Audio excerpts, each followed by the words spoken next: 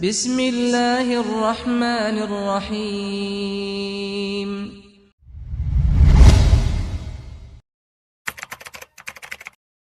Bismillahirrahmanirrahim.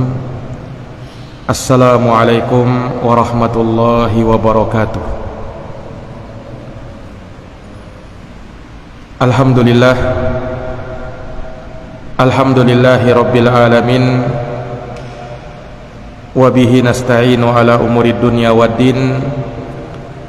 Ashhadu an la ilaha illallah wahdahu la syarikalah,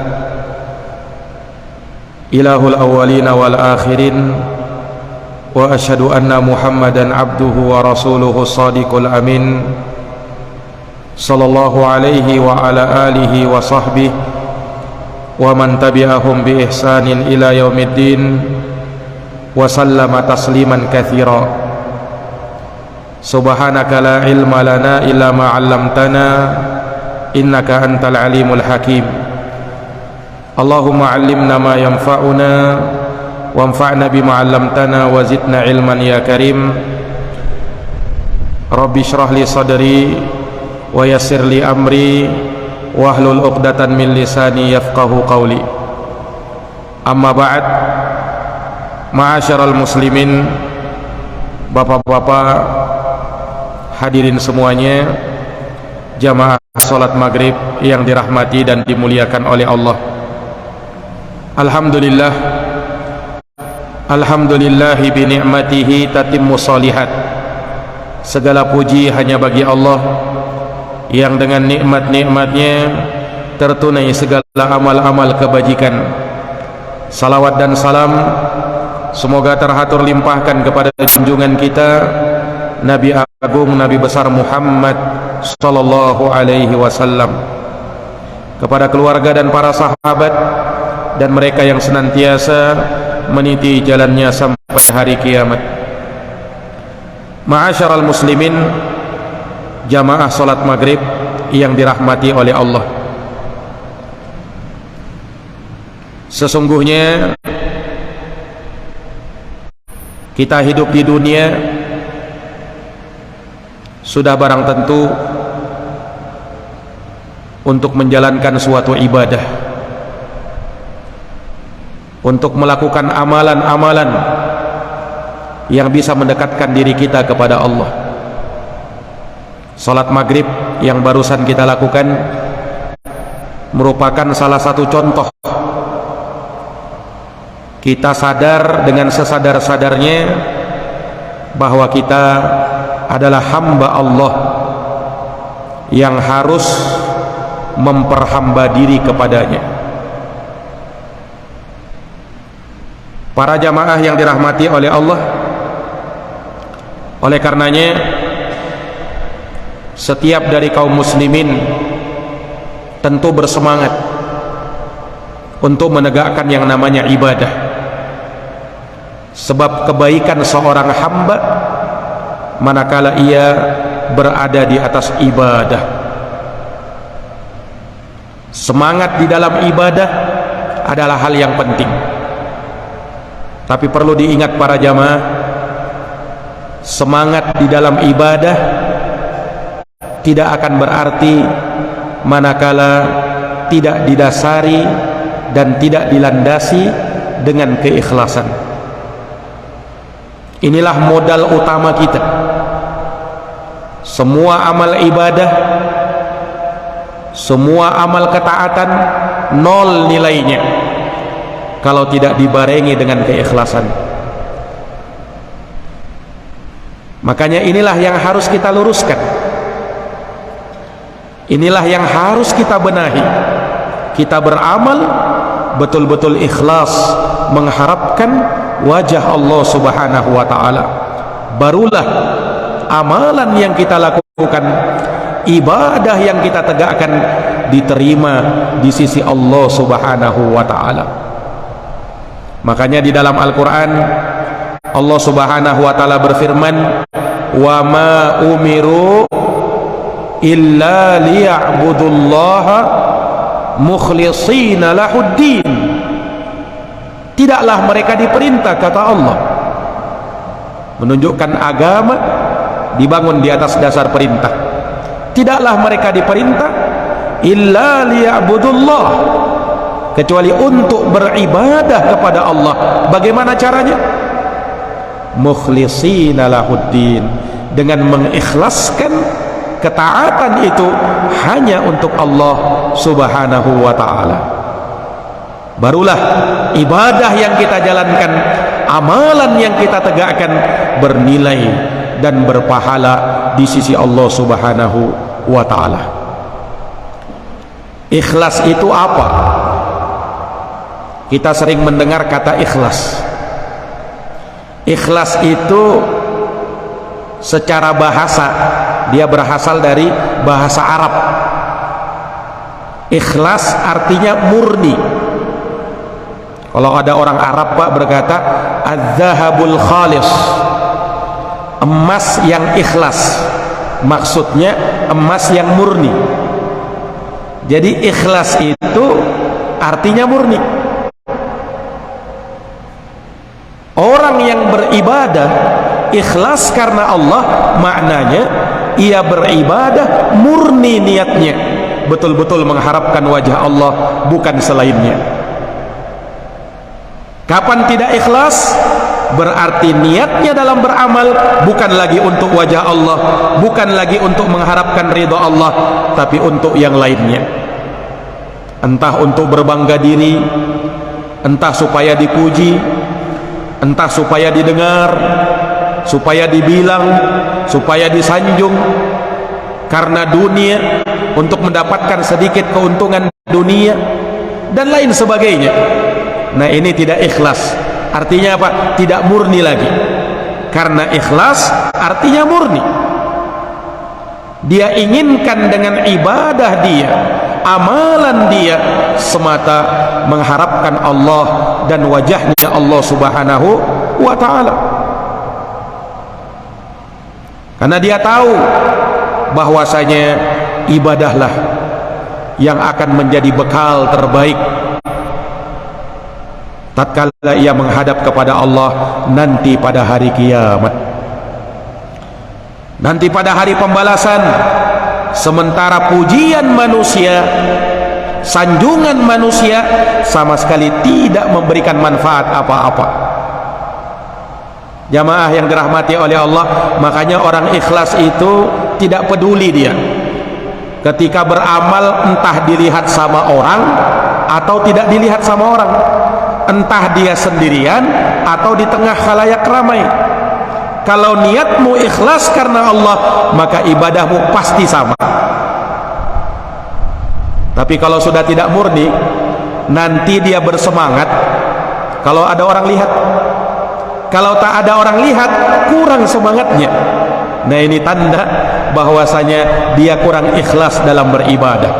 Kalau ikhlas, tentunya betul-betul dia harapkan wajah Allah Subhanahu wa ta'ala.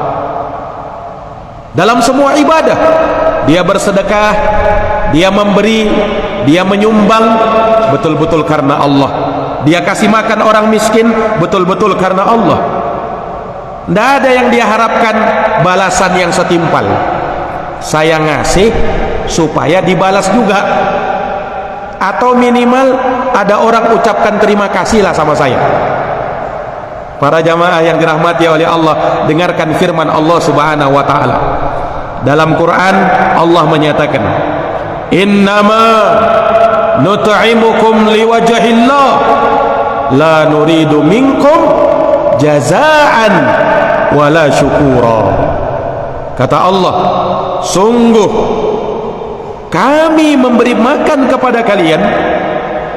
Ini tatkala kita memberi makan kepada orang miskin, membantu orang miskin, untuk apa? Liwajhillah, untuk mengharapkan wajah Allah. La nuridu minkum jazaan, kami tidak menginginkan supaya kalian membalas kami nantinya, tidak. Kami tidak mengharapkan ketika kami berbuat baik kepada kalian, lantas kalian pun balik berbuat baik kepada kami, tidak. Bahkan jangankan itu, wala syukura, kami tidak mengharapkan ucapan terima kasih dari kalian.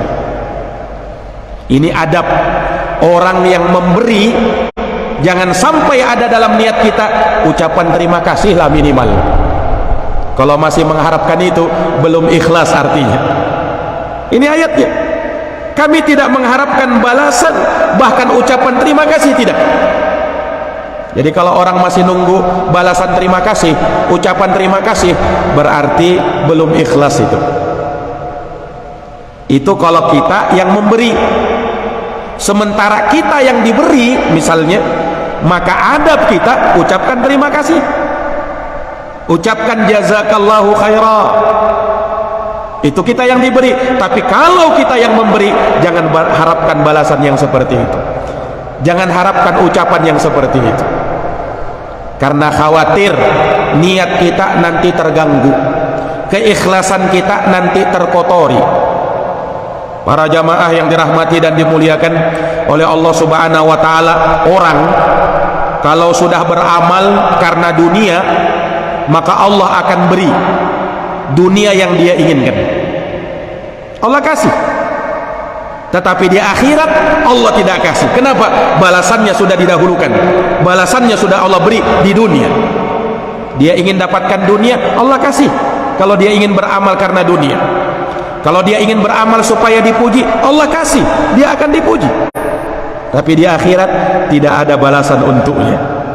Dengarkan firman Allah di dalam Al-Quran. Allah menyatakan, man kana yuridul ajilata ajjalna lahu fiha ma nasha'u liman nurid thumma ja'alna lahu jahannam yaslaha madhmuman madhura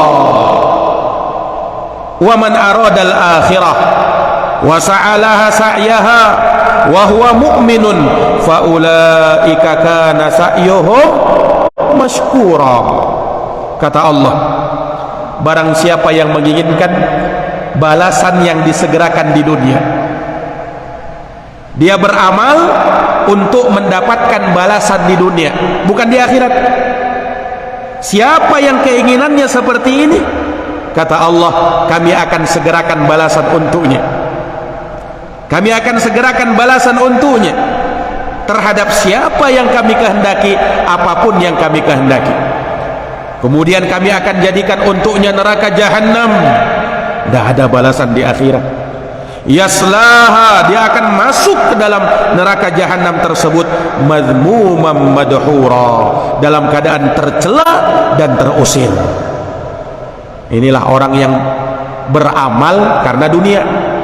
Tapi lihat, barang siapa yang menginginkan akhirat dan dia berusaha untuk mendapatkan itu, dan dia dalam keadaan beriman, maka mereka itulah orang-orang yang amalnya akan disyukuri oleh Allah dan akan diberikan balasan oleh Allah Subhanahu wa ta'ala.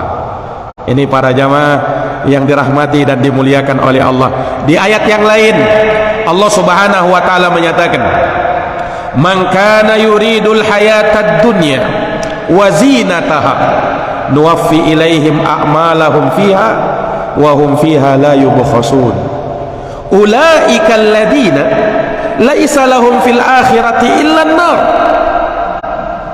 wa habita ma sana'u fiha wa batilun ma kanu ya'malun. Barang siapa, kata Allah, yang menginginkan dunia dari amalan akhirat yang harusnya dia niatkan untuk akhirat, tapi ini dia inginkan untuk dunia. Dia inginkan dunia berikut perhiasan yang ada di dalamnya. Maka apa kata Allah? Nuwaffi ilaihim a'malahum fiha wa hum fiha la yubkhasun. Kami akan cukupkan balasan amal perbuatan mereka di dunia dan mereka tidak dirugikan ketika di dunia. Tapi di akhirat apa? Ulaikal ladina, mereka itu, kata Allah, orang-orang laisa lahum fil akhirati illa nar, tidak ada bahagiannya di akhirat kecuali neraka. Allah tidak suka disekutukan. Allah tidak ridho manakala amalan yang harusnya karena Allah kau peruntukkan untuk dunia. Allah tidak ridho dengan hal tersebut, sehingga tidak ada balasan untuk mereka kecuali neraka. Sementara amal yang mereka lakukan di dunia Allah hapus, tidak ada nilainya.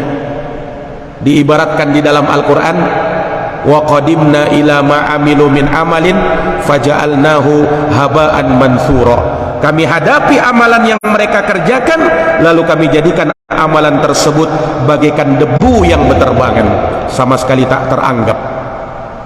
Ini menunjukkan, Pak, ada orang beramal Allah tidak terima amalnya. Ada orang beribadah tapi amal ibadahnya tidak terangkat di hadapan Allah Subhanahu wa taala. Ada orang sholat tetapi amalan sholatnya tidak diterima oleh Allah, ditolak. Kenapa? Gara-gara keikhlasannya terganggu. Ini para jamaah yang dirahmati dan dimuliakan oleh Allah. Maka dari sinilah pentingnya kita apa? Meluruskan niat-niat kita. Innamal a'malu binniyat. Amalan kita tergantung dengan niat kita. Apa yang kita niatkan dari amal itu, maka disitulah kita memperoleh kebaikan di sisi Allah Subhanahu wa ta'ala. Bahkan dengan niatlah seseorang bisa mendapatkan pahala yang paling besar di sisi Allah Subhanahu wa ta'ala, walaupun amalnya kecil. Walaupun amalnya kecil, tapi karena ikhlasnya dia, amalan yang kecil tadi bisa berubah menjadi besar pahalanya di sisi Allah Subhanahu wa ta'ala. Makanya masyhur dari ucapan para ulama kita, mereka mengatakan robba amalin saghirin tukabbiruhun niyah wa robba amalin kabirin tusaghiruhun niyah. Betapa banyak amalan yang kecil tapi menjadi besar nilainya gara-gara niatnya, dan betapa banyak amalan yang besar tapi menjadi kecil dia gara-gara niatnya. Lihat, Pak, gara-gara niat. Para jamaah yang dirahmati dan dimuliakan oleh Allah. Makanya kalau kita lihat ya, mungkin bapak-bapak sekalian pernah mendengar hadis ada seorang wanita yang dia diampuni dosa-dosanya oleh Allah, bahkan Allah berterima kasih kepada dia gara-gara amalan kecil yang dia lakukan. Seorang wanita pelacur. Disebutkan haditsnya dalam Sahih Al-Bukhari dan Sahih Muslim. Ada seorang wanita, kata Nabi, yang dia masuk surga gara-gara memberi minum seekor anjing. Seekor anjing, Pak, masuk surga gara-gara itu. Diampuni dosa-dosanya gara-gara itu. Kenapa bisa begitu? Oh, diceritakan. Jadi wanita ini ketika dia berada di suatu tempat, dia kehausan, maka dia pun cari air. Dia dapat ada air di dalam sumur, di sebuah kawah ketika itu, maka dia turun di situ, dia minum sampai lepas dahaganya, dia kembali naik. Setelah dia naik, dia lihat ada seekor anjing yang menjulurkan lidahnya dalam keadaan kehausan. Dia tidak bisa turun ke situ. Wanita ini pun merasa iba, ini anjing kehausan dia sebagaimana tadi saya kehausan. Akhirnya dia turun, Pak. Dia lepas sepatunya, maka dia ambil air itu dengan sepatunya, lalu dia kasih minum seekor anjing itu. Subhanallah. Nabi SAW sebutkan, faqad syakarallahu laha wa ghafara laha. Allah berterima kasih kepada dia dan Allah ampuni dosa-dosanya gara-gara minum seekor anjing. Ini amalan kecil atau amalan besar ini? Amalan kecil kan? Bukan amalan besar. Cuman memberi minum seekor anjing, bukan kambing. Kalau kambing kan masih hewan halal lah. Kalau anjing, air liurnya najis. Anjing yang dia beri minum, itu pun dia beri minum dari sepatunya, bukan dengan gelas yang mewah ya. Itu pun dari air sumur. Amalan tidak ada seberapa. Orang biasalah kalau kita lihat memberi minum seperti itu. Tapi subhanallah, kok bisa-bisanya disinggung di dalam hadis?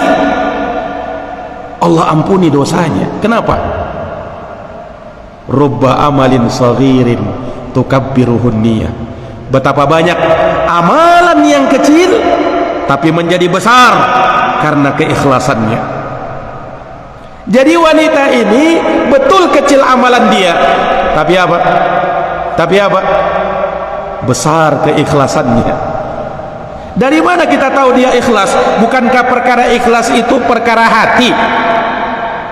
Dijelaskan oleh para ulama, ada indikasi wanita ini ikhlas. Kenapa? Pertama, pada saat itu dia memberi minum seekor anjing, tidak ada orang yang lain lihat. Kalau dia mau, dia tinggalkan saja, tidak ada orang lain, tidak ada orang yang lain yang melihat dia. Berarti apa? Dia betul-betul tidak mengharapkan pujian. Kemudian dia juga memberi, tidak mengharapkan balasan. Apa yang mau dia harapkan balasan? Yang dia minum, yang dia beri seekor anjing, apa balasan yang dia mau? Lihat jamaah sekalian yang dirahmati dan dimuliakan oleh Allah, ini keikhlasan. Nah, itulah yang disinggung dalam ayat tadi, innama nut'imukum liwajhillah la nuridu minkum jazaan wala syukura. Kami memberi makan karena mengharapkan wajahnya Allah subhanahu wa ta'ala. Kami tidak inginkan darinya balasan, dan kami tidak menginginkan ucapan terima kasih. Bukan itu yang kami inginkan. Para jamaah yang dirahmati dan dimuliakan oleh Allah, ini amalan kecil menjadi besar gara-gara niat. Ada amalan besar menjadi kecil dia gara-gara niatnya. Disebutkan Pak sebuah kisah nyata. Ada seorang raja. Raja ini punya istana harta yang melimpah ruah, namanya aja raja. Dan dia muslim, dia mau bangun masjid besar, megah, mewah, untuk bisa menampung kaum muslimin di sana. Ini amalan kecil atau amalan besar ini? Besar kan? Oh, amalan besar, bangun masjid. Itu amal jariah, itu akan terus mengalir pahalanya. Bangun masjid, amalan besar. Apalagi sang raja bilang begini, saya mau bangun masjid itu tidak boleh ada sumbangan yang lain, saya saja dengan harta saya tidak perbolehkan ada orang lain yang nyumbang. Jadi sang raja ini betul-betul mau, ya, masjid itu pendanaannya dari dia sendiri. Maka mulailah bekerja, ya, kemudian dibangun masjidnya semewah mungkin, sebesar mungkin, semegah mungkin. Oh, sang raja pun melihat bangunannya, mulai dibangun, mulai terangkat bangunannya.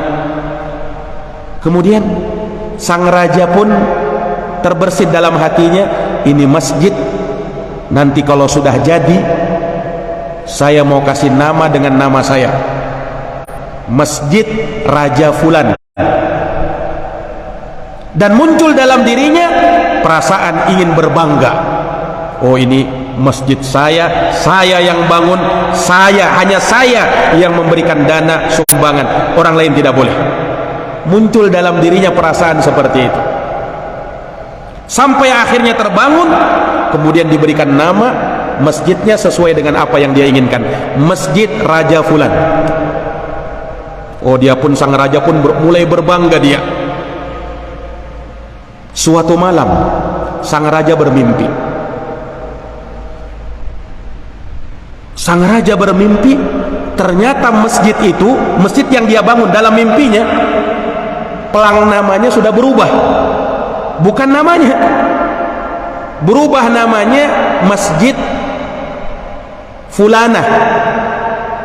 Masjid Fulanah, seorang wanita. Maka tiba-tiba dia tersentak bangun tidur, seakan-akan mimpinya nyata. Maka dia perintahkan kepada anak buahnya, coba kau lihat masjid kita, apakah pelang namanya masih namaku atau sudah berubah? Maka buru-burulah anak buahnya ini lihat. Dia lihat, oh, pelang namanya masih sama, Datang dia kepada raja, "Raja, pelang namanya masih namamu, tidak berubah namanya." Kata sang raja, "Oh, berarti cuman mimpi. Cuman mimpi itu rupanya." Subhanallah. Malam yang kedua ternyata raja mimpi lagi, mimpi yang sama. Buru-buru dia bangun, kemudian tiba-tiba pas dia bangun, dia perintahkan lagi anak buahnya, "Coba kalian lihat lagi, berubah enggak nama itu? Mimpi ini sangat mengganggu." Dilihat lagi anak buahnya, ternyata enggak berubah, tetap namanya sang raja. Mulai gelisah ini raja, kok bisa mimpi itu sampai 2 kali sama? Hari yang ketiga mimpi lagi sang raja, mimpinya sama lagi. Masjidnya berubah nama menjadi Masjid Fulanah, seorang wanita. Akhirnya raja ini mulai penasaran, ini 3 kali mimpi saya ini sama semua, kok bisa-bisanya ini, ada apa-apanya ini? Akhirnya dia perintahkan kepada prajuritnya untuk nyari seorang wanita yang namanya Fulanah. Dia ini mimpi, dalam mimpiku muncul terus nama ini dan sangat mengganggu saya. Coba kalian cari, siapa tahu ada memang orang ini namanya.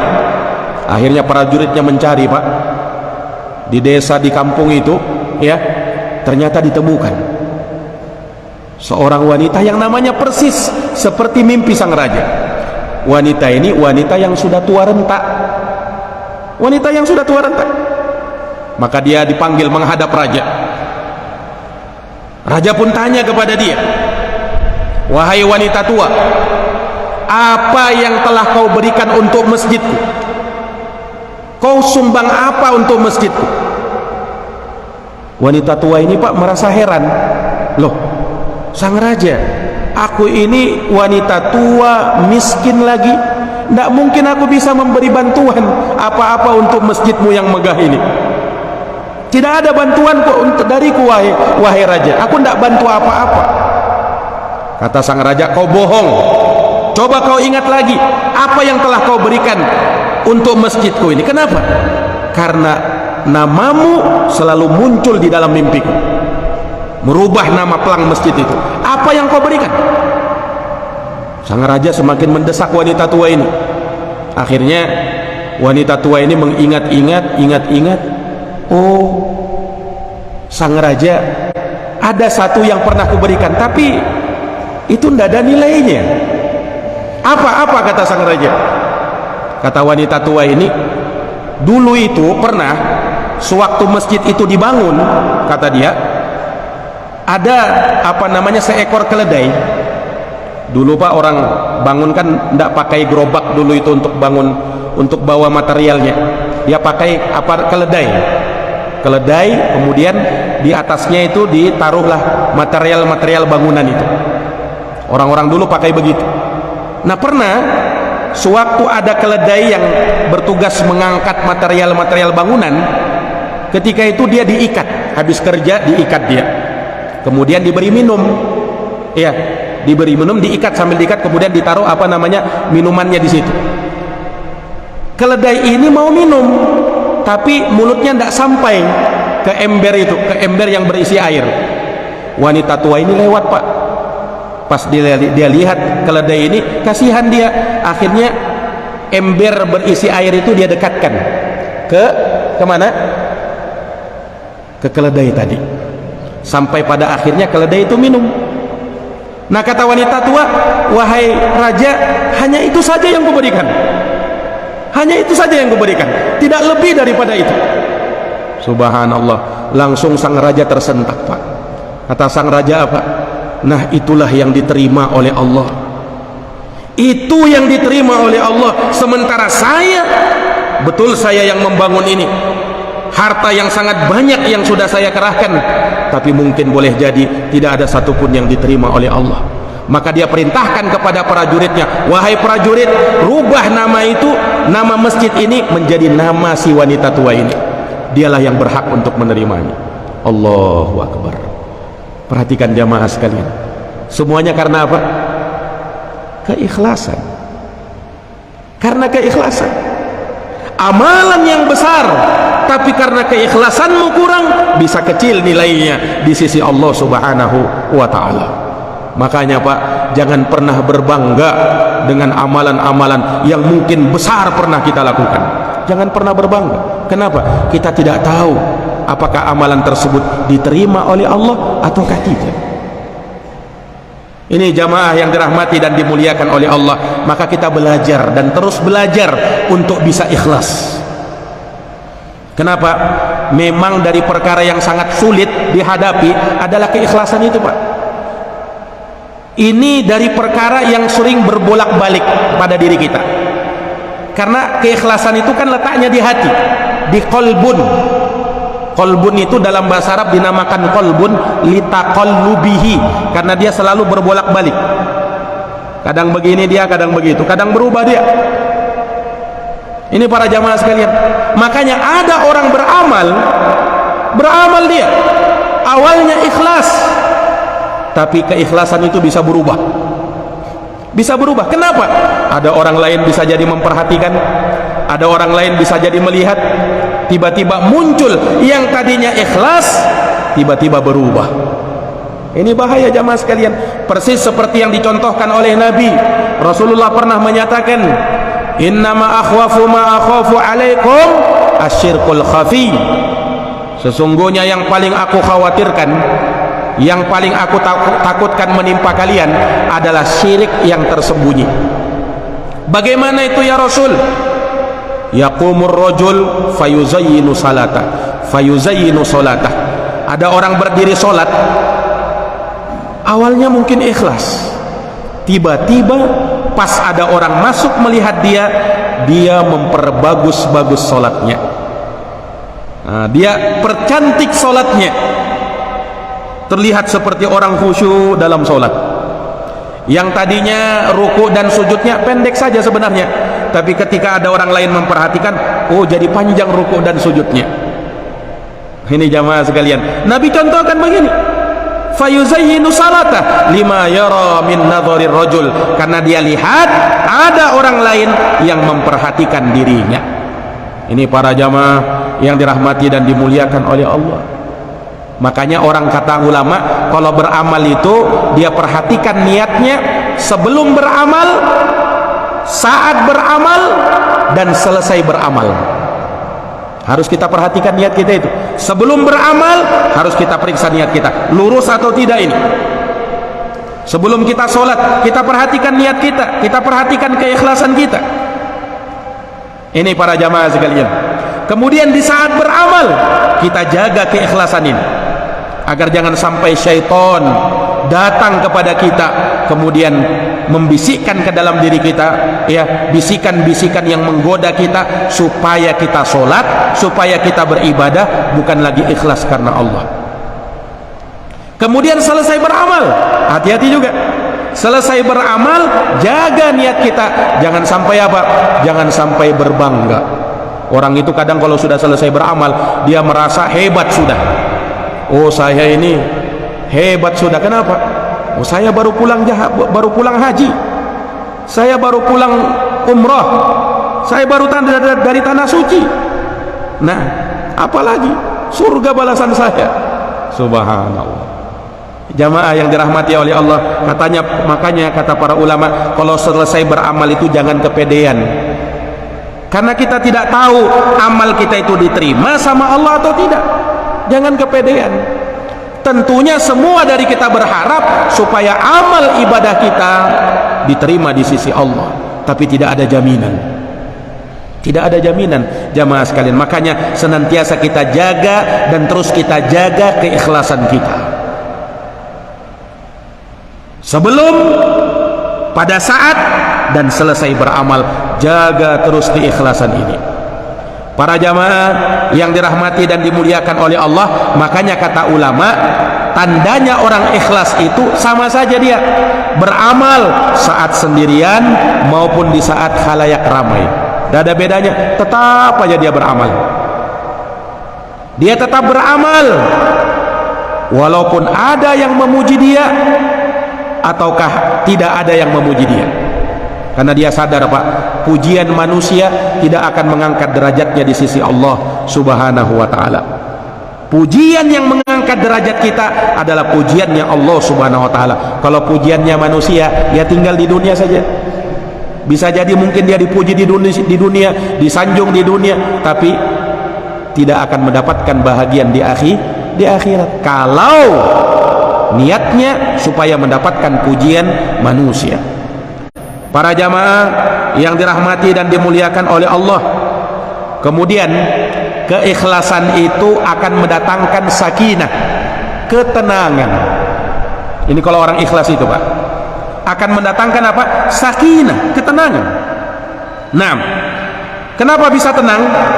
Karena ketika dia beramal, ikhlas niatnya dalam beramal, pada saat dia beramal dan selesai dia beramal, tenang hatinya, itu pertanda bahwasanya Allah menerima amal ibadahnya.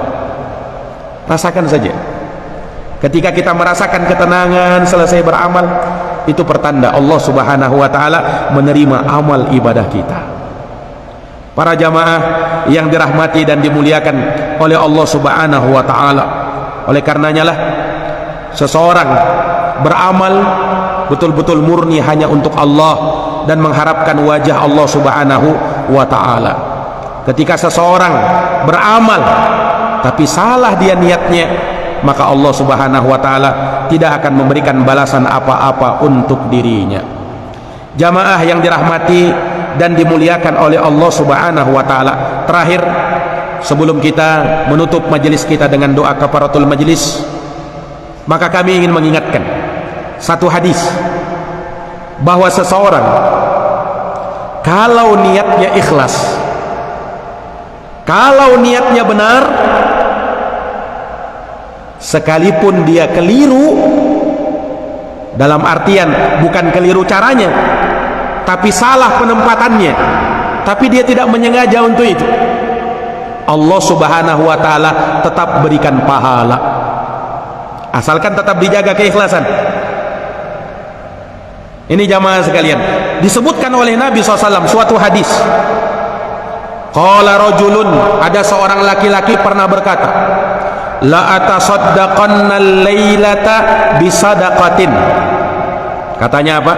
Sungguh demi Allah, malam ini saya mau sedekah, saya mau berikan sedekah.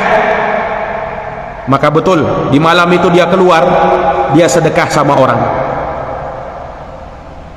Ternyata yang dia kasih adalah seorang pelacur. Di pagi harinya orang-orang pun ribut berbicara, oh tadi malam ada pelacur yang diberi sumbangan. Sampai ke telinga orang ini, dia bilang apa? Dia berkata apa? Allahumma lakal hamdu, Allahumma lakal hamdu ala zaniyah. Ya Allah, segala puji bagimu ya Allah. Kok bisa sampainya ke tangan orang, kok yang saya kasih tadi malam itu ternyata seorang pelacur. Akhirnya orang ini bilang, kalau begitu saya akan ulangi sedekah saya, la atasaddaqanna al-lailah bisadaqah, malam ini saya mau sedekah lagi. Maka keluar dia malam-malam, dia betul cari-cari, jangan sampai salah lagi. Akhirnya dia dapat, dia kasih sama orang itu. Ternyata yang dia kasih bukan orang miskin, orang kaya. Pagi harinya tersebar lagi, orang-orang berbicara ribut, oh tadi malam masa ada orang kaya dikasih sumbangan? Harusnya kan orang kaya yang menyumbang, kok bisa-bisanya ada orang kaya yang disumbang?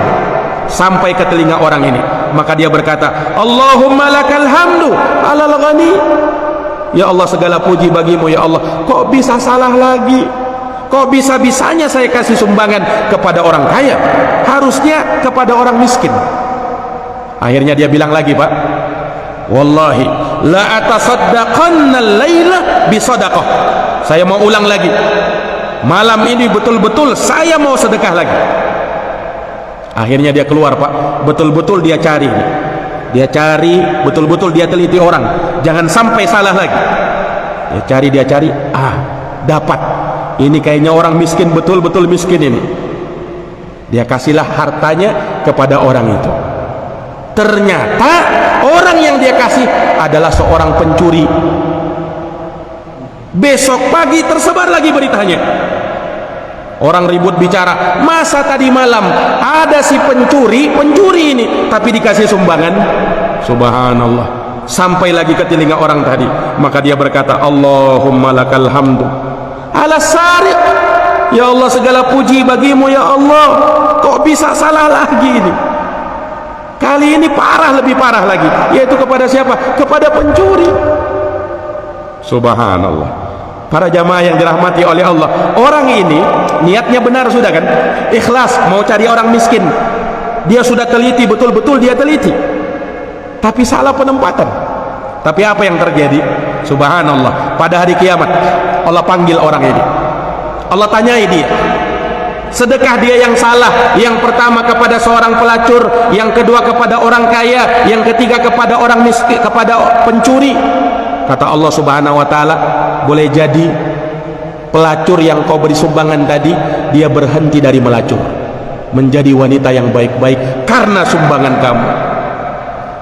Boleh jadi orang kaya tadi yang harusnya dia menyumbang, tapi pada waktu itu dia disumbang, dia sadar, dia pun akhirnya menyumbang. Kenapa dia bisa berubah? Gara-gara sumbanganmu. Subhanallah. Dan bisa jadi orang ketiga, pencuri yang kau sumbang tadi malam itu, waktu malam itu, dengan sumbanganmu dia akhirnya taubat. Yang tadinya dia mencuri, akhirnya dia berubah jadi orang soleh. Kenapa? Gara-gara sumbanganmu. Maka Allah terima amal ibadah yang dia lakukan, sedekah yang dia berikan, walaupun salah. Tapi kenapa Pak? Karena niatnya betul-betul karena Allah Subhanahu wa ta'ala. Walaupun salah penempatan, Allah tetap tulis amalnya dan tetap diterima di sisi Allah Subhanahu wa ta'ala. Para jamaah yang dirahmati dan dimuliakan oleh Allah, mungkin ini yang bisa kami paparkan terkait dengan keikhlasan, dan kita semua belajar untuk bisa ikhlas. Semoga Allah Subhanahu wa ta'ala memberikan kepada kita keikhlasan dalam setiap ibadah kita, dalam sholat kita, dalam zikir kita, dalam semua aktivitas kita, karena Allah Subhanahu wa ta'ala, untuk mengharapkan wajah Allah. Kita akhiri dan kita tutup dengan doa kafaratul majlis. Subhanakallahumma wa bihamdika asyhadu an la ilaha illa anta astaghfiruka wa atubu ilaik. Subhana rabbika rabbil izzati amma yasifun wa salamun alal mursalin walhamdulillahi rabbil alamin. Wassalamu alaikum warahmatullahi wabarakatuh.